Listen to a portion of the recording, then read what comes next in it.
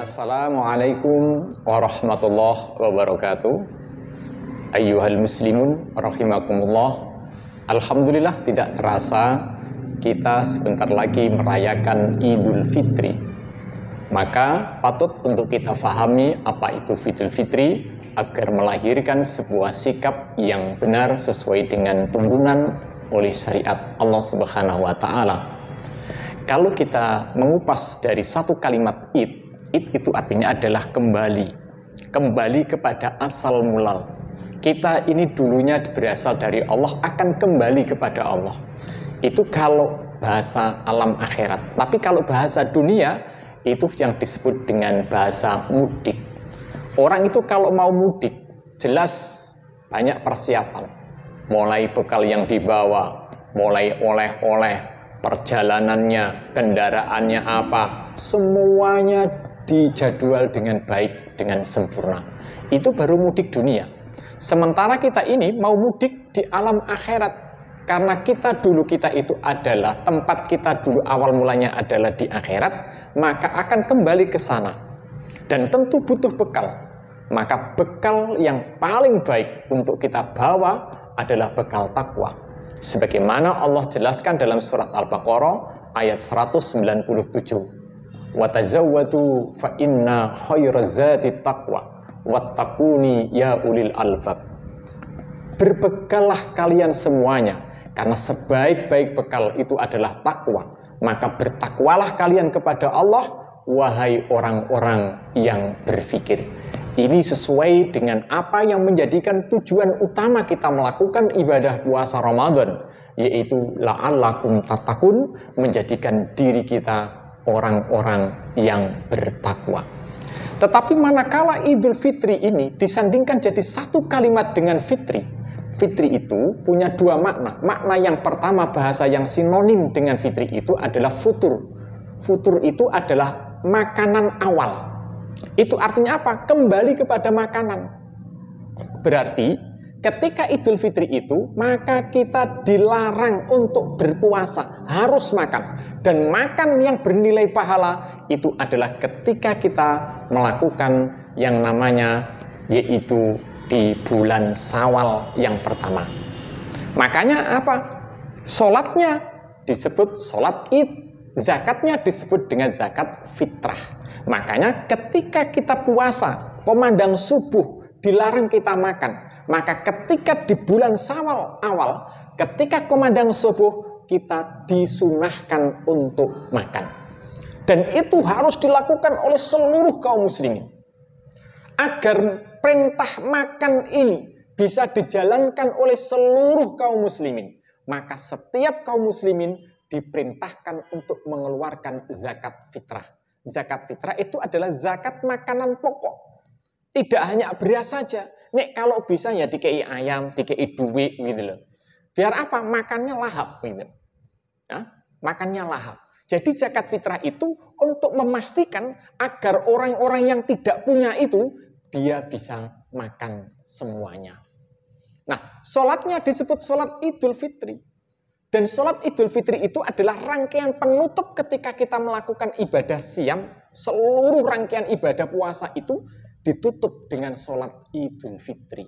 Makanya orang yang ketika dia selesai menjalankan ibadah puasa, mengeluarkan zakatnya dengan sempurna, lalu dia ditutup dengan sholat Idul Fitri, maka Allah Subhanahu wa taala memberikan keutamaan sebagaimana hadis yang diriwayatkan oleh Imam Ibnu Mas'ud.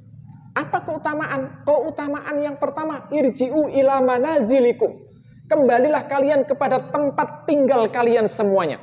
Selesai sholat, khotib habis selesai khutbah, kita pulang, diperintahkan kembali tempat-tempat kalian. Apa? Qad badaltu sayyi'atikum hasanat. Sungguh, aku akan mengganti kejelekan-kejelekan kalian dengan kebaikan. Tidak hanya sekedar itu. Allah Subhanahu wa taala memberikan maghfirah, pengampunan.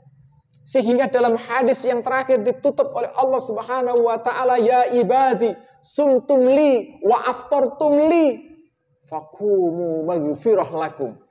Puasamu adalah untukku, sholat idmu adalah untukku, maka bagimu adalah pengampunan. Jadi kalau kita sudah mendapatkan pengampunan Allah, seluruh kejelekan kita diganti oleh Allah dengan kebaikan, otomatis jiwa kita menjadi bersih.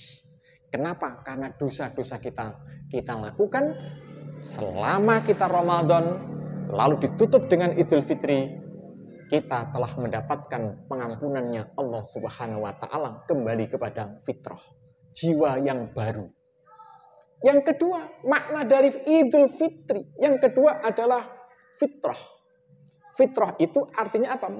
Secara naluri, kita ini kepengen marek karo Gusti Allah Subhanahu wa Ta'ala. Ini secara alami. Hal itu Allah jelaskan dalam Al-Qur'anul Karim, bahwa ketika anak Adam itu ketika mau dilahirkan, Allah tanya dulu, alastu birabbikum, apakah aku ini Tuhanmu? Qalu bala syahidna. Ketika kita menjawab qalu bala syahidna, bala itu iya, tanpa syarat apapun, bahwa Allah itu adalah Tuhan kita.